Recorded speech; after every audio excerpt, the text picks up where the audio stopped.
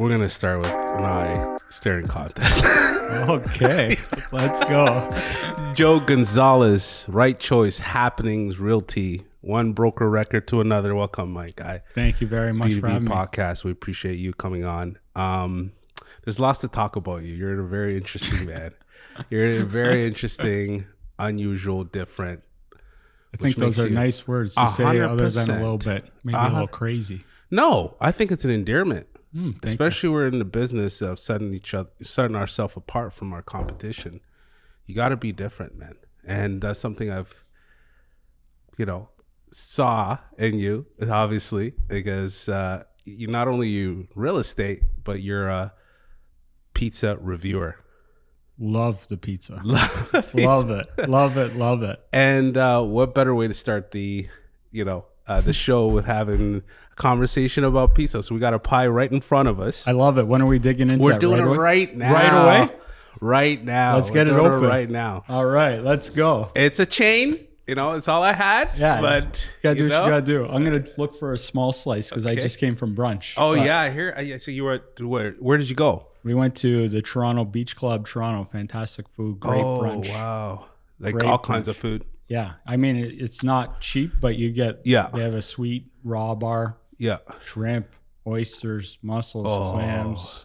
I like all that. Yeah, they got the regular breakfast stuff, so it was great. We Did you stay over there or just for the day? No, we just went because my buddy works out there, and he told me how good it was. So I went. Yeah. I went 3 weeks ago without the wife, so this time brought All Right Robin. Yeah. And we just gorged out. But let's have a slice. Let's do it. Cheers. Hey, take me through your process. I'm starving, so I'm gonna grab a bigger slice. I like it. Cheers. Cheers, my guy. Cheers. Take us to your routine, just The like routine? how you do it. Well, So I'm not going to do a straight up review, but when I eat pizza for a review, the first thing I do, take a bite. I mean, after looking underneath, I already skipped that part, but I tried to take in the first sensation I get from the pizza. So like with this one, the first thing I taste is a nice sweet sauce. Nice. To me, it's a little bit overly sweet, but that's Domino style. Okay. And that's the first thing punching to me. It's actually distribution. I can feel the amount of sauce, even though it's on the sweet side. It's a good I compliment. must confess, I did ask for extra sauce. Just throw it out there. Okay, well, that was a good order because for the thickness of crust, I think that's a good distribution. Gotcha. But yeah, Domino's, I mean, you have better options out this way, but maybe this is what you put together in the last moment here. But you know what? Most of them you've already covered, and I didn't want to redundant this process. I wanted something you haven't tried local. It's not my go-to. Reached out a couple of people and they never got back to me, but I think we'll be safe with a chain. You know what is my favorite part of it, though? Even though, as you know, all about the cup and jar, this is a pretty decent pepperoni, especially for a chain pizza. And that's what I wanted to talk to you about. Cup and char. Explain to the people what that means. Okay. Well, cup and char is a style of pepperoni made famous in Buffalo by the OGs, Battistoni Italian specialty meats. Let's go. Okay. Yeah, but the pepperoni curls and cups up when it's cooked because of the casing that's used. I forget what exactly kind of casing it is, but causes it to curl up, and then you get all the grease pooled down in the bottom of the pepperoni. It's got their flavor profile, has a little bit of spice to it, so for me, I like that a lot. There's other kinds of cup and chars though, but yeah, it's made in Buffalo. And tell me more about is it Battistoni? You said Battistoni, yeah. It's obviously a famous company in Buffalo. I don't know pepperoni? if famous, but they've been around. Humberto Battistoni started the company back in, he came over from Italy in the 30s, brought over his recipes, and he started that company. And yeah, they're a small batch, meat manufacturer, but they have a 50,000 square foot facility, so it's not in Buffalo. Yeah, so they're a big small company, and I've tried not every single cup and char on the planet, but I've tried a whole bunch of different ones, and that's why I'm working with them now, because they're my favorite. Let's go. Okay. Yes. And they use quality ingredients, and it's old school recipe. And you have like a distribution channel for them, or So since you have a following now, obviously. Yeah, so I'm helping them with their online sales, like specifically. So we're starting off by United States, which is a fantastic market over there. And yeah, they have their distribution channels, but we're focusing, since I've been involved in it, with just direct to consumer, not so much wholesale opportunities, although those are available, and straight to restaurants, but it's getting it right to the hands of people that want to make pizza at home. Okay. Yeah. So you want to make a pie at home with the family. Got good tasting pepperoni. The best. Even though there's other good ones. I'm like, for me, when there's cup and char, it's almost always better than any lay flat pepperoni. I agree with you. Yeah. I agree with you. There's something about it. You get the little charring. It's right. nice. On the rim of the pepperoni. So what's with why is the cheese better in Buffalo? Yes. So what I can tell you too about, before I go Buffalo, the cheese we're eating right here is, I've been learning.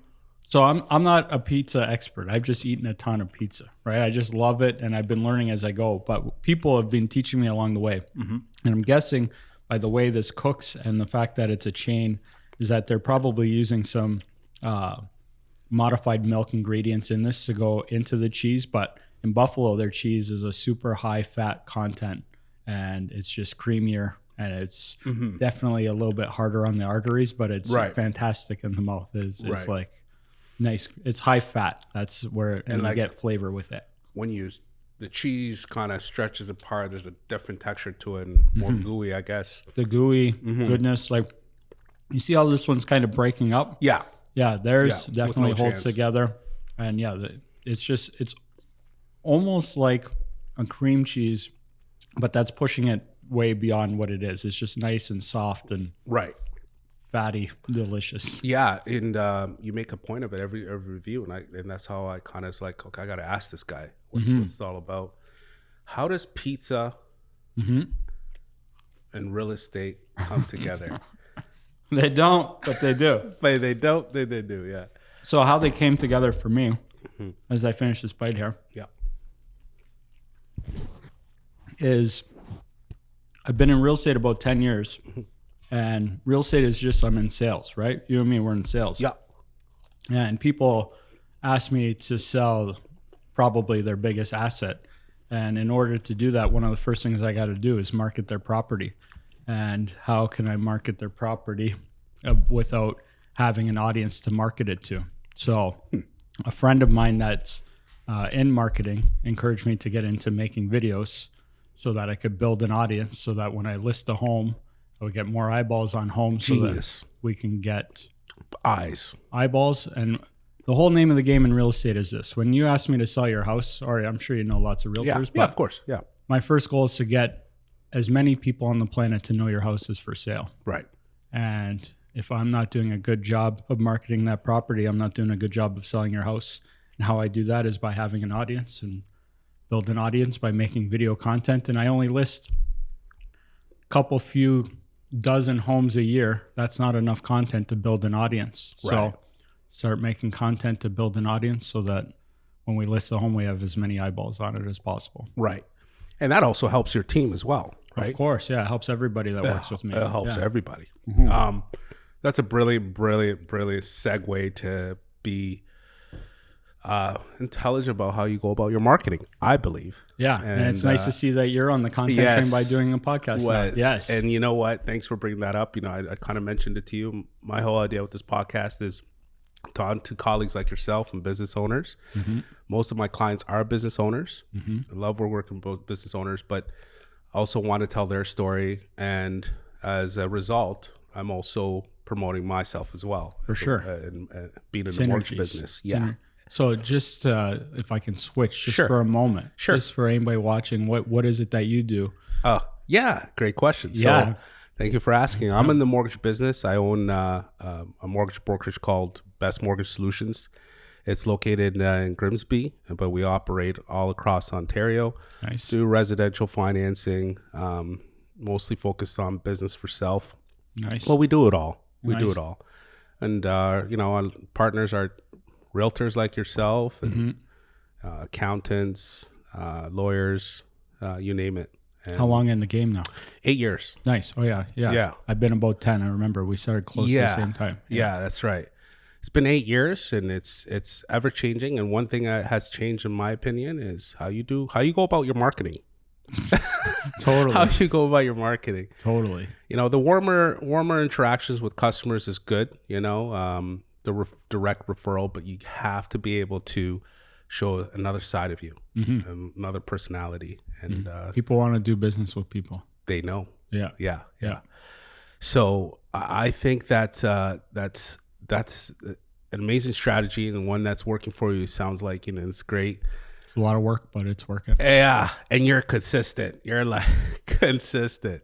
That's the key to the game. Yeah. That's why I'm happy you're doing this. But Yeah. I'll be more happy when I see you post your 100th podcast, because then you'll be in the groove. Yes. The groove. Well, you know what? Like just the other day, Buzzsprout, which I distribute with, who Jay helps me with, just got my 100th download. Yeah. And, Nice. Fantastic. Congratulations. Yeah, man. People are watching it. It's been good. Yeah.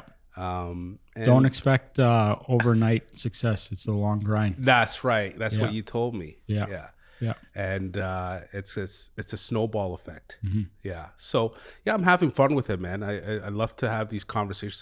Some of these conversations are real deep conversations. So I was watching one with that lady there where she was Wendy? talking. Yeah. That was pretty intense. Yeah. And you know what? It's therapeutic for a lot of people, a lot of our viewers. If they can pick up some lessons along the way, why not, right? For sure. So Right Choice Realty happenings.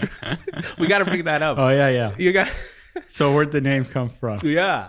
Yeah, I was just telling you, this was not the top choice for the company. Yeah. First option was just Right Choice Realty, which was taken. And then after that, we were talking, my team and I, and just how we were saying consistency is important. We weren't as concerned with the name of the brokerage.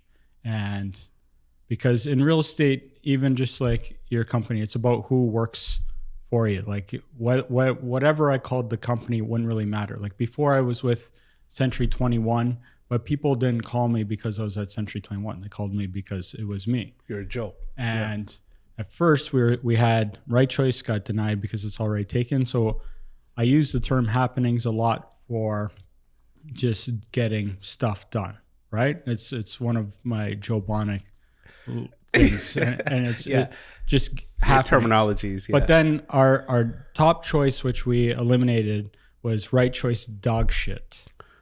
Just to prove that the name had no meaning in real estate that people call just because of the people. So it was either going to be Right Choice Dog Shit Realty or Right Choice Happenings Realty.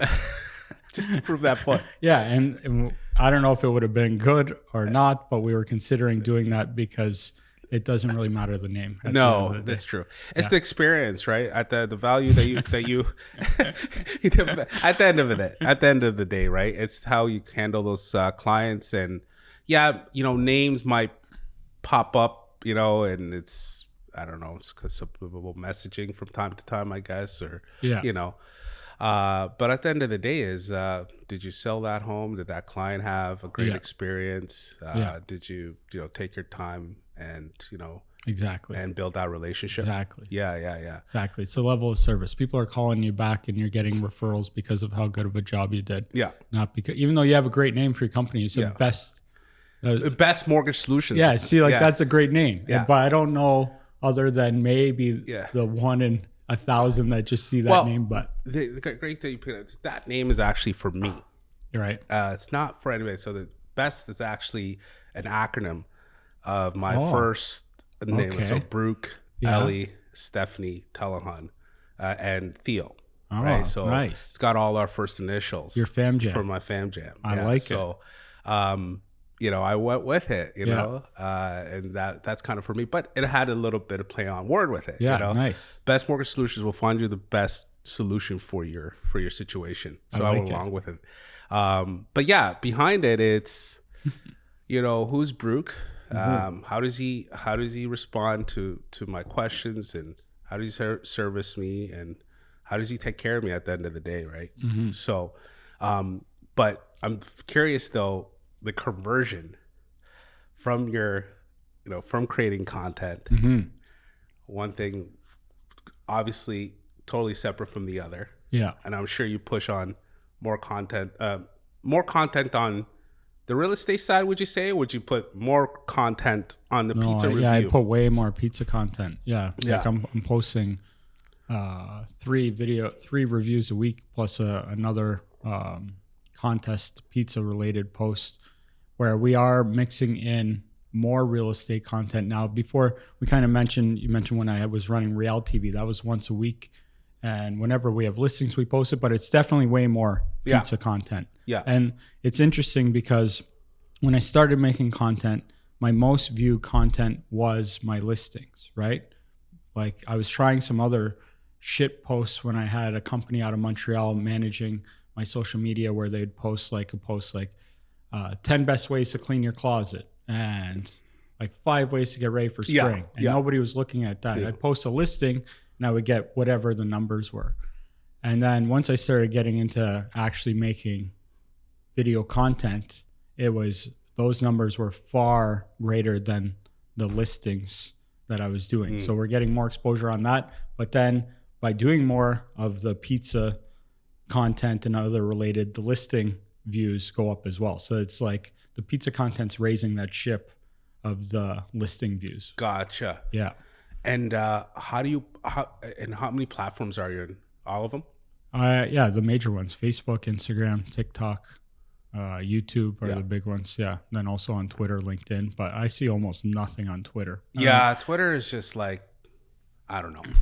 Executives, I guess. I don't Elon Musk and politics. I think everybody, when you're a creator, you have your platform that performs the best, and then the other ones are, fall in. Like my 80% is probably Facebook, but I've been seeing TikTok like doing very well, and Instagram has been doing well the last little while too. But I still get a lot of it from Facebook. Yeah. But how cool is that to sit down in front of a client and say, "I got 11,000 or K followers on Facebook." I don't even use that angle when we talk. When we talk about marketing and the competitive advantage between others, it's not even the likes, it's just the exposure. Like, that's what I mean. Yeah. The eyeballs. Yeah. Like it's just because I'm not sure if you could check, but you can look at other pages, how they're performing on Facebook anyway, to see how they stack up against yours. And it's just like, when I look at mine versus my industry, it's like, it's night and day. We're not even comparing apples to apples because their numbers are like dwarfed. Right. But yeah, it helps because here's a big problem with real estate. And when I started and you're trying to sell someone's house, a challenge that realtors run into is when a house isn't selling, the first problem that people suspect it is a realtor and how good of a job they're doing marketing a property, right? Because if we're not selling it, but oftentimes the biggest problem when a house isn't selling within average days on market is the price of the property, right? And that could be the realtor's mistake because they didn't know how to price the home, or it could be that the seller had, which is very common, high expectations for their house, so they wanted to list it higher than it should have been. And it could be a combination of those. So a challenge realtors run into when selling a home is after a certain amount of time, Brock's calling me and saying, "Joe, why isn't my house selling?" And I can say whatever I want to say, but you're going to feel that it's my problem because I'm not marketing it well. And even let's just say you ask me to sell your house and I go, "Brock, your house is worth $1 million." You're like, "Well, I want to list it for 1.4. I wouldn't even want to partake in doing that for you because I wouldn't be able to service you. But a realtor that did decide to list it for 1.4, and now after 40 days on the market when it should have sold, and you call me and you say, "Why it's not selling?" And I say, "Brock, we talked about the price." Yeah. And you say, "Well, it doesn't matter what the price is. You should still be able to sell it for me." Right. And this is a problem that realtors run into. And then clash. Yeah. And there can be a lot of problems there. Where first way I handle that, or our brokerage, is if somebody's expectations are not in line, we can't help them because there's no marketing. I don't care what I'm doing to get exposure or what realtor. If your price is wrong, good luck selling a property, especially for most value. Like we could talk about that for 2-3 hours. So I won't even go down that whole path. But you need to have the marketing to be able to help it. But if you're not, so the way I'll wrap it up a little bit. No. How you can combat that is there's all the marketing I'm doing. I don't have people ever call us and say we're not satisfied with your marketing, because there's what could we do better for sure, but it's like it's definitely there's exposure. There's definitely room for improvement, but it's like, okay, if you're not happy with how we go about it, I'm not sure who you're going to find that can do better. Right. Not around here. Like maybe if you go to New York City and you hire Ryan Searchent, which is like the biggest real estate marketer ever, but around here it's going to be tough. Yeah, I mean, that's a great point you're making, because yes, you have all these eyes on, on the properties that you're putting up for sale for people. But if they're out to lunch with the price point, what's the point? You can't. It's so hard to sell a property that's overpriced. Right. Especially now. Like the market has shifted in the past year, right? Like 2 years ago when the market was on fire, you could sell a property that was overpriced because the market was increasing so quickly. So I told you $1 million, you said 1.4, and 30 days later it's worth that anyway. So it's going to sell. So you could have a bad recipe and still have a good outcome. Right. But now that's not today's market in 2023. No, it was in 2021. Yeah. Like now, well, it's interesting because for about the last year, since March of 2022, prices have been declining in Niagara. I'm sure most of Ontario and Canada. We just looked at the numbers about a week ago, and we seen that February actually had the first spike up that I think we've seen in the past year. Yeah, where prices came up 5%, but I don't know if that trend will continue. No. Obviously, rate increase announcements have a lot to do with that. They didn't raise their overnight rate on March 8th, so hopefully, and we're coming to the spring market. Hopefully, there'll be more activity. But going to your point, though, your home is only worth as if somebody is willing to pay for sometimes, right? Yeah, that's what everything's worth. It's worth what's willing. Somebody's willing. A house is worth what a buyer's willing to pay and a seller's willing to sell it for. That's it. Yeah. You had a reality show that you had going. Yeah. I really thought that was pretty interesting. Yeah. Can you talk about what motivated you to get that going? Yeah, totally. And why it was so important? Yeah, totally. And that one has fallen off. There's a lot of resources that went into that, but the inspiration for Reality TV that we called it was to give more insight into people, to what it's like to work for a real estate brokerage. And what we were doing was we were putting out one video a week, and we did it for about a year. And it would highlight different realtors and myself at the brokerage, and we would show different levels of depth into what we were dealing with. And what are those things? Yeah, and I probably can relate to probably a few of those. Yeah, things. I'm trying to think back. I mean, there's so many different aspects, right? Like we had brought up things within the brokerage with realtors on us focusing on our personal lives and making improvements with our house and things like of that nature with our own personal growth.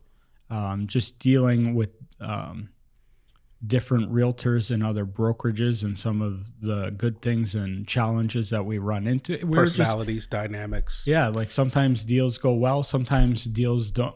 It's win and loss situations. So we were just documenting. And it's interesting too, the feedback that we got, because we put out one episode where a girl that was in training to work with me, we gave a little highlight into she came to a meeting after having some drinks, and it was not appropriate. Gotcha. And we put that out there, and that was interesting to see how some people were angry that we put that out there. And it's interesting how some people demand transparency and how some people get upset when you're transparent. Like putting out content I actually really enjoy it. I call it the streets. Mm-hmm. When you put it out there, you get to hear on the internet people's thoughts, good, bad, ugly, and different. But see, what I don't understand is if people really stood still and reflected on what your approach are and really go to the basics of your intentions. Mm-hmm. Your intentions wasn't to throw this person under the bus. No way. It's actually to show people that might be in business and are doing that it's probably not the best decision. Right. And if that person that you're putting out there is okay with it and they're willing to do that, what's the problem? I put out pizza content and people hate on me for the most lighthearted content everywhere. Yeah. I was just at lunch recently with a friend of mine that works in politics, and I'm like, man, like you guys deal with controversial, polarizing topics that are like important to a lot of people. I'm like, whether I agree with any decisions you guys make or not, I'm like, I give you guys credit because people come in hot. Yeah. So with that, it's just interesting to see how people react to putting out different things. Yeah. But you're right, the intentions. Yeah, I even with my pizza reviews, like Domino's, I don't know, Domino's has never scored that high for me, I don't think, but. Still, when I say that their pizza is not my favorite, their sauce is too sweet to me, it's not like I hope the company goes bankrupt tomorrow. No. It's like, that's my opinion. And if they value it, maybe they take it into consideration. That's right. And if not, I hope some people buy their pizza and try it themselves. Yeah. I mean, price point is not bad. I think I got away with like 14. Oh, yeah. It's a good deal. That looks like a 14-inch. Probably. Yeah. Just by the look of it, I have one question I wanted to that technology. Yeah. When we met at the Niagara River Lines social. Yeah, that was pretty cool event. Yeah. That's where we met. Yeah, that's where we met. And you showed me so how much is technology is with the Right Choice Haptics Realty? Technology. Well, I mean, I definitely lean into content creation and social media. And as far as technology, I'm using a new back-end software that's even better than the one. I try to embrace technology as much as possible, looking for efficiencies. Maybe that's a good answer. No, it's so important. Yeah. It's so everybody can watch what they're doing. And you kind of got into it and showed me like even your referral partners are engaging. CRM. Yeah. Definitely using a CRM. Yeah. And that's super important for working within a team and brokerage so that we can all be on the same page. There's so many moving parts in our business. Oh, yes. Yeah. So I'm using, I'm going to be using actually, it's called Blue Mortgages. But I also have a submission platforms called Fidmo. It gives that digital mortgage experience.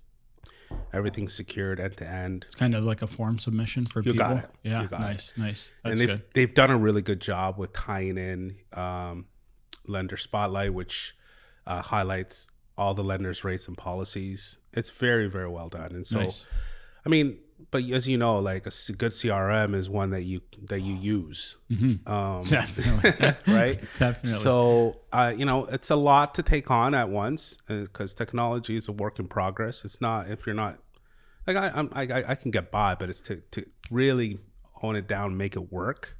There's going to be a timeline. You got to embrace that timeline. Yeah, so, I want to flip. I have a couple things to ask you while we're here too. I like it. So current about mortgage rate for a residential house right now is about 5.24, 5-year fixed. Has it been higher than that in the past year? Is that the peak? It's gotten as high as like almost up to north of 6%. Yeah, but it's floating at 6. Yeah, around there. So that's on the prime side. Yeah. Banks, credit unions. It's kind of made people, they're coming on a renewal, a big wake up call. Yeah. So if you're increasing your payments by up to $1,000, but you have unsecured debt along the way, that's kind of making an issue. Do you do refinances as well? Yes, I do. Have you seen an increase in that yet? It's coming. It's coming. I've seen a couple. Yeah. That's kind of a couple. And I think what the problem is that the equity uptake is not there to absorb the consolidation refinance. Somebody bought not a long time ago. Totally. Exactly. I know. So, yeah. Cause surprise. Yeah. Yeah. Cause like I'm not on your side of things, but the way I look at it, cause people talk to me, a lot of people, when's the bubble coming, the crash, right?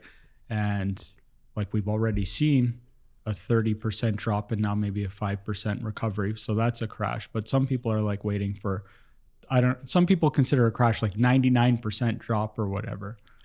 But looking at, that doesn't just happen where people go right to delinquencies. I think first, and I'm not in your shoes. How I just see it from my side is that they would be refinancing if possible before just walking away from a house. Because I think less people walk away from their house when there's equity, right? If you got $500,000 in equity in your house, why would you walk away from it? No. If you're able to qualify for a refinance. So there's a couple things that are happening. You can, you can refinance. Let's say, so most people, what's happening, the underlying issue, let's talk about the underlying issue. The underlying issues is not your mortgage rate as if you're in a term that hasn't been renewed. Your underlying issues are these unsecured debts that you take on.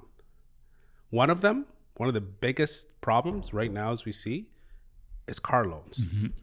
They're only amortized by 10 years. Rates have gone up. Some payments are as high as $1,000, my guy. No doubt. Oh, come on. That hurts. That hurts. Yeah. And so, you get that trap, and then as soon as your mortgage comes out for renewal, it's at 5 or 6%. Well, there's not enough cash flow. There's not enough equity to absorb everything together. And what do you do now? Well, there's solutions. There's alternative lending. Right. They can move into what's called a B lending to make that happen. Pay some more juice, but to get you by while things are tough. Exactly. And make the adjustments. Yeah. For 1 or 2 years. Yeah, change your spending. Yes. Yeah, gotta go to eat a little less. Yeah. Gotta tighten the belt a little bit. Exactly. Yeah. So those are underlying issues that come up and we don't realize, and we just always blame it on the mortgage rate. And it's just a small part of it is behavioral. What I find too is I definitely realize how difficult it is to get into the real estate market with the prices going up, how much they have in the past 4 years. And with interest now going up and prices coming down, it's not quite balanced out. I think it's more tough than ever for first-time buyers to get in. But what I've noticed is that's not just the big problem. It's people, because I have first-time buyers that have been able to get into the market, and the ones that have are the most disciplined with their money. Yeah. So great point. I'm not going to say that the environment's not tough, but I see people, first-time buyers at the bar, driving nicer cars than I drive and spending money loosely and then saying that housing is unaffordable. Not happenings. Yes, it's no pun intended. Not happenings. Yeah, yes, it is tougher, but you can solve that solution. Yeah. It's just with some grit. Yeah. And that's a tough truth. People don't want to hear that. It's tough. Yeah. Because it kind of shocks their lifestyle, right? And their reality. I say always grind it out, buy the house, and refinance. Buy the house at an interest rate at this high, you can always refinance. Yeah. But buy the house. Get in the market. Yeah. Because with the house, now you have an asset to do other things, and to grow your wealth, Can't do that without anything, right? Gotta get in. I know. Especially in Canada. It's tough. But like I'm not going to say that I don't sympathize with people that are trying to, but there a lot can be done by pinching the pennies. Yeah. A lot. They add up. It just takes time. Yeah. Just like building an audience through making content. Exactly. Takes time. Takes time to save up a down payment. Exactly. Took me a long time. I didn't buy my first house until I was like 30. I was living in my parents' basement. Yeah. So it takes time. And, there's other ways too, like, gifted funds, there's, there's the RSP. You can buy an RSP. You can walk into a bank and buy an RSP. There is a repayment to that. It's going to cost you about $200, but each person can apply for a $35,000 RSP loan that you can access up to 3 months. Nice. And use as a down payment. Yeah, smart. So there's effort if you put out effort. Yeah. Definitely, though, I appreciate you saying sympathize because let's be honest. On the other side of things is the way our economy goes and some of the decisions we're making. Totally. On a political level, and we don't want to get into that. How much time we got? Yeah. Cost of living is going up, and it's becoming much harder. Oh yeah, it definitely is. There's no doubt about that. That trap is not fun. But you're right, though. There's always an out. So how many How many agents do you have under on your brokerage? I have 3.5 that work with me. Nice. Yeah. Nice. Yeah. And do they have their own specific? Do you have a specific target market for each of them, or do you just kind of give them the, good question. the buyers? There could be a buyer's agent or a listing agent. Do you give that option? Yeah, these are good questions. Yeah. So the way we work is Kevin Murphy that works with me. His main thing is listings. So when we get listing business that comes in through the company, that's what he handles, and he's fantastic at it. He's been in the business now. I'm not sure if it's 6 years or whatever. He's been with me a few. Kevin Murphy. Kev Murphy Ka is what we call him. Nice. Shout out to Kevin. Yeah. So he's primary listing, but he's handled some commercial stuff, and he does work with buyers too. And then Veronica and Gavin, they're more so on the buying side. But they do splash around with listings a little bit, but they're more focused on that. And then I said 3.5 because I have a half agent. He's a full agent. He's a great guy, Vlad. But he came on because he owns a software company that services. It's actually a CRM for realtors, but it's with a focus on pre-construction, which we don't do a lot of. So when he signed up, we're kind of meshing our two businesses together. But when he started was right when things started going down. So like it was last winter. So that industry has changed a little bit, but he's more software on his side and focus on pre-construction. Another strategic add-on, of my opinion. I'd love to hear it. Well, I mean, if he's a software guy, technology guy, and you're going after the pre-construction, that you have an inside guy, at arm's length, so you could be very creative in the way you go about with him, right? So, that whole thing with Vlad there's a lot of opportunity there, and I hate blaming the market for any shortcomings. But it's definitely changed. But we've got our ingredients. If we can mix them right, it's definitely could be very good. But it's a whole different animal for sure. Yeah, pre-construction, another, for folks, like for going back to first-time home buyers, that's another option, eh? Like for sure, 5 to 10% down, and it gives you time to save up before closing. Yeah, and definitely.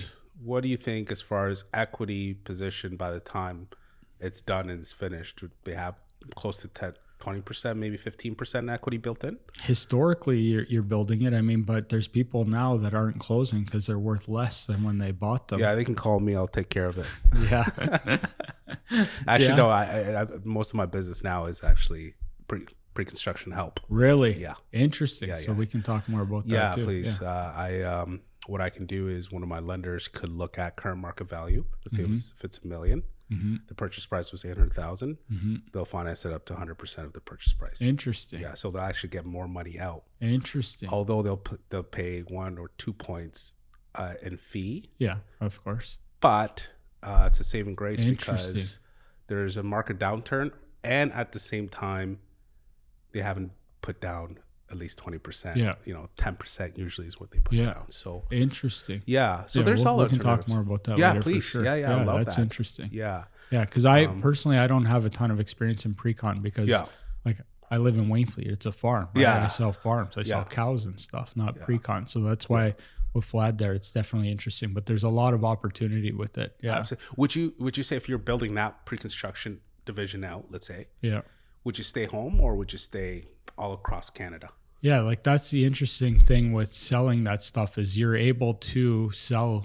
Well, we're licensed in Ontario, but there are some people that do it across the country. But you don't have to be so close to the project because for a long time it's a field, right? Right. So it's like Vlad helps service stuff all over Ontario and Canada. So it's interesting. Wow. Yeah, this is a good one. Yeah, there's definite good opportunity for it for sure. Yeah, and like.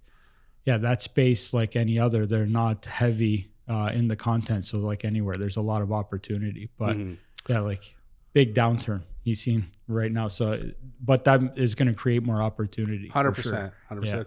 I mean, we got, immigration just, coming our way. And immigration's high. Yeah. I mean, we're, what, 500,000 per year, or we're planning to. Yeah, and see, like that's interesting when you look at statistics with real estate and population in the country, because it's interesting to hear in the same breaths that prices are going down when there's a real estate shortage, but then inventory is up. It's funny how all of that is going down. But yeah, bringing in all the immigration is definitely causing stress on the real estate. Yeah. And you know who I feel bad for, and no one really talks about, although they seem to be very profitable, and they, you know, I can't wait to hear this. Builders go through hell. No doubt. Holy. It's a big gamble. Yeah. They had liability up the ass. Oh my They're goodness. risk takers. Yeah. Yeah. I mean, yeah, you know, you got some very big builders in Niagara. Yeah.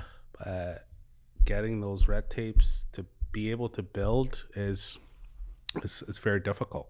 I give them a lot of credit. They're playing a long game too. Yeah. And yeah, I mean, different builders have different reputations. Some are known for being good, some are known for being bad. But at the end of the day, yeah, it's a risky business, because it could take you the better part of a decade to be shoveling the ground in a piece of property that you could be millions and millions of dollars into, and lots of resources. And yeah, resources can run out. Well, and not only that, let's say they come across historicals. Yeah. Yeah, I've had a local real estate agent talk to me about a few builders that they work with where they had to stop like everything for a long time. Well, if they're borrowing to build, that's money that's just being burning, right? Yeah.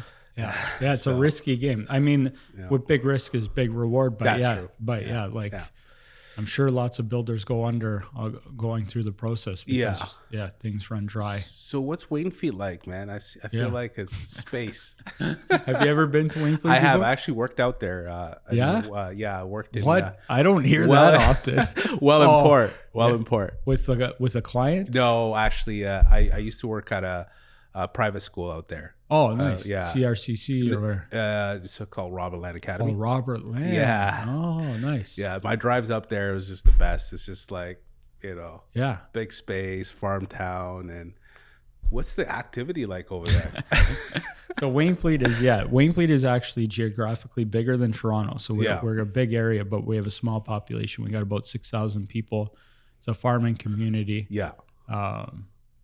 I love it. I was born and raised there. I think a lot of people fall in love where they're from, but I love the community there. It's good people. Yeah. Where as far as real estate, there's not a lot of development going on there, although there is little projects. But like Waynfleet has, I don't know if it's still in place, but a 0% growth strategy. So like they're, it's like, and 0% is funny because 0%. That's where you're headquartered. Yeah, that's where I'm at. That's why real estate brokerage is in a 0% growth. But you could dominate that place, though. You could dominate that. I mean, I have good roots in there, but it's funny because 0% doesn't actually mean zero when it's said. It just means that there has to be, I think it's 50 houses built a year or 20 or something. Oh, gotcha. Yeah. Gotcha. But what some of the highlights in Waynfleet is like Long Beach. If you've ever been there, like we have a beautiful, beautiful beach. Like Long Beach. Yes, I've heard of it. I haven't been. I will visit though. Yeah. Yeah. And like I don't know. The people is what makes it. Yeah. People are great in Waynfleet. We got farmers and like You grew up on a farm? Yeah, I grew up on a farm. What kind of farm? It was a pick your own strawberry farm. Oh, and we had other produce. We didn't really have livestock much, a couple of chickens. I think my parents had pigs before I was born. Nice. But, yeah. Like I grew up hard labor, like pulling weeds. Our farm was like organic focus, which translates to me pulling weeds because you're not using spray to spray for weeds. So my summers I was pulling weeds and picking stuff. Yeah, and going to markets. That's like how I learned sales too, which at the time, like it was a lot of hard work. I remember dreading a lot of it, but I learned a lot of good work ethic and sales by going to the markets and just dealing with people. Right. So, right. I think some of my talents that I picked up dealing with people, I learned at a young age, just full circle now. Yeah, selling tomatoes and cucumbers to people. That's awesome, dude. Yeah. So are we going to see a Joe Gonzalez pizzeria at one point? At some point. I mean, I've got like a restaurant I will be opening, Pure Slobbin. Let's go. Yeah, okay. Yes. Well, tell me about that. Yeah, so like I've got the concept created, which is Pure Slobbin. I've got a logo and stuff. I've got website. I've got it built out. It's more on the back burner with real estate and everything else going on. But at some point, I've worked on I've had a couple leads for being able to put it in a couple spots that fell apart. In Wainfley area? Niagara. General, Yeah, Wainfley, tough for a restaurant. We got one pizzeria that's fantastic, but 6,000 will come for dinner every day. That would be amazing. But and Pure Slobbin will be a simple menu. Whether I'm sure it's either going to be pizza or burgers or both, but whatever it'll be, like I won't be there daily. It's I'll have to find some people for it. It's kind of funny because I've got the concept. I just got to find the location and the people. Yeah, they'll come around. Yeah, it'll come. It'll come. Yeah. I got a couple of pokers and a couple of fires. Hopefully, hopefully. For the love of food, man. I love the food. What was the Death Row chips? Is what Death Row chips. When I was talking with your man there before. Yeah. Well, if you're going Death Row, do you have a Death Row meal? Well, if you're on Death Row for giving out the best mortgage in the world, and now it's your last meal. You know what it would be? Honestly, I got to take it back home. I would be ordering myself some Ethiopian cuisine where I'm from, and it would probably be, we have a chicken stew. It's called Dorwat. It's spicy. You like the spice? I love the spice. Nice. Yeah. And it's on this it's called injera. It's made of teif. What's that? Teif is kind of like it's a grain. Okay. Super good for you. It's one of the superfoods actually. It's gluten free. Teif. It's called. Okay. Yeah. But yeah, that would be it. And then, nothing else. Oh man, my Death Row meal is like everything. I see. Yeah, I see. I can eat forever. What else? I'll probably a nice lasagna. Maybe throw in a nice lasagna. All right. A nice hot lasagna. I don't know. Be healthy and eat an apple, I guess. Yeah, hand it off with an apple. Yeah. All right. That's it, man. And then beer. Yeah. Yeah. Oh, nice. Yeah, you got to look at the drinks. Nice. I got one beer. Yeah. I like it. Maybe sun chips. I love sun chips, and that's it. How about you? Tell me your Death Row meal. Yeah. Oh man, see, like until a few moments ago, I hadn't thought about, but for sure I'd have some pizza on there. Yeah. Pizza, wings, any seafood. The food you just mentioned, I'd like to have. I would just have. We're gonna go for it. A huge array. If it's my last meal, it's. I'm not dying in an electric chair. I'm gonna explode. So I would just keep eating. That's how they wouldn't even have to get there. I'd do it for them. They would think, well, I guess they'd be upset. Maybe, but Well, Joe, thanks a lot. Thanks for coming, man. This is a great conversation, my guy. My pleasure. My pleasure. We'll have you back. Yeah, I'm honored to be here. I'm honored to come back anytime. Yeah. You wanna? And how do people get to you? Oh, good. Yeah. I should have said that at the beginning. But at Pizza Review Joe is where everybody finds me across all platforms. That's all platforms. Would that have your brokerage in line with it? Hooked brokerage is rightchoice.ca, and a main website that I have is, this one's interesting because it's review.pizza, but people think it's review.pizza.com, but it's www.review.pizza. No .com. So pizza is actually that's the replacement. Yeah. And on there, that's where I have like a ton of my content. But Right on. Yeah. Awesome, man. Well Good stuff. Talk to you soon, man. Yes. Ciao.